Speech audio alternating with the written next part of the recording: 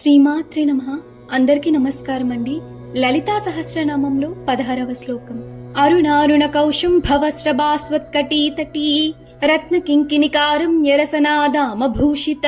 భావం: ఉదయ సూర్యుని రంగువలే కుంకుమ పువ్వు రంగువలే అగుపడు వస్త్రముతో వెలుగొందు కటి ప్రదేశము గలది. రత్నములతో కూడిన చిరుగంటలతో అందమైన వడ్డానపు త్రాటి చేత అలంకరింపబడింది.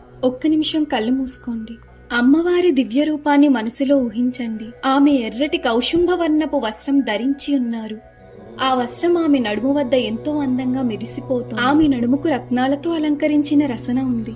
ఆ రసనలో ఉన్న చిన్న కింకిణులు కదులుతుంటే మృదువైన శబ్దం వినిపిస్తున్నట్టుగా అనిపిస్తోంది. ఆ అలంకారం అమ్మవారి రూపాన్ని మరింత దివ్యంగా చూపిస్తోంది. ఈ శ్లోకంలో అమ్మవారి అలంకారాన్ని మాత్రమే కాదు, సృష్టిలో ఉన్న సౌందర్యాన్ని కూడా గుర్తు చేస్తోంది. ప్రకృతిలో ప్రతి చిన్న అంశం కూడా ఎంతో శ్రద్ధతో సమతుల్యంగా సృష్టించబడింది. మన జీవితంలో కూడా ప్రతి చిన్న విషయాన్ని గౌరవించడం నేర్చుకోవాలి. సాదాసీదా విషయాల్లో కూడా సౌందర్యాన్ని చూడగలగాలి.